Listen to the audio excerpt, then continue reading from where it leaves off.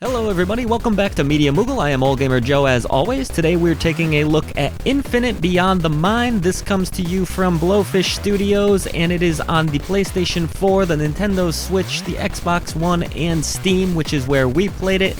It is an action-adventure indie platforming game. You can enjoy this game in either single player or co-op, where you have the choice between two women, Tanya and Olga, who are working together to take down the evil Queen Evangelyn Bramann, I believe is how you say it.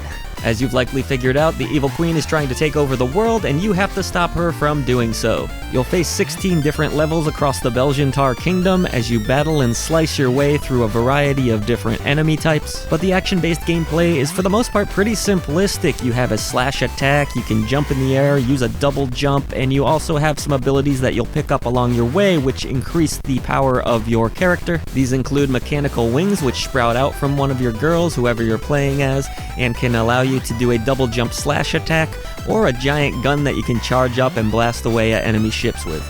You also have a dash ability which can help you to avoid bullets and to get on the other side of your enemy so that you can hit them from behind, but that's pretty much it for the most part. It is a standard hack and slash action game and not a lot of curveballs are thrown in. A lot of the levels seem to actually encourage you running through them quickly because there's only certain points in levels where you'll have to stop and face the enemies. For large areas of the levels though, they're pretty easily avoidable. You can get by most enemies without even having to encounter them, and you just have to worry about dodging the bullets, though at times you are going to face a dead end where you will inevitably have to do battle.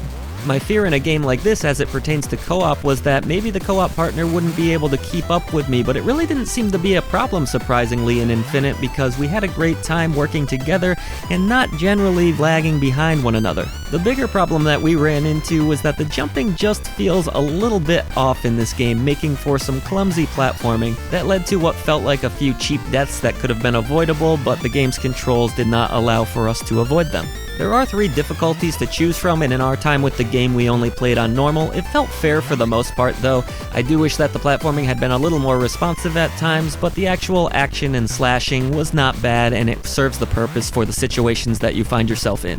I found the co-op mode to be a little more forgiving than the single player because in co-op if a player dies they're able to spawn back so long as the other player is still alive, whereas in single player you're finished if you die and run out of lives. But I will say that the difficulty does feel a little bit off in spots because certain bosses seemed much more challenging in the early game than they were in the later game. It's entirely possible that we were just getting better at the game, but for the most part this is a pretty standard hack and slash action game without a lot of depth to it, so I think it is a little bit of a balancing issue as far as bosses. The developer has opted for a chibi art style, which is very cute, and obviously you've seen this before a million times in other games. It's nothing groundbreaking, but it gets the job done. They actually do a pretty good job of switching things up in terms of the levels in this game. You'll have a bunch of different settings, so it doesn't feel boring and monotonous in that regard, but you will see a lot of repeat enemies along the way. A few of the levels will even turn into a side-scrolling shooter, which I always appreciate in an action game. Definitely switches it up a bit, and I had an absolute blast in those levels. It's the soundtrack in Infinite Beyond the Mind, though, that really steals the show. It sounds straight out of the NES era with lots of memorable melodies and fantastic compositions. The thumping chip tunes are fantastic, and I really did enjoy all of the little sound effects of the game as well. Nothing groundbreaking as far as graphics, but the soundtrack is definitely a winner. Infinite Beyond the Mind is just a simple, fun action game. There's no surprises here, there's nothing new or innovative about it whatsoever, but it is a fun romp with a friend or even solo if you want to kill some time. You'll get through the entirety of the game in about 3 hours or so, so it's not a long adventure, but it's worthwhile and you will have fun with a friend like I mentioned. If you're approaching this game as anything more than just a simple action game, then you're going to be disappointed, but if you're looking for a fun action experience that won't take a lot of your time, then Infinite Beyond the Mind might fit the bill.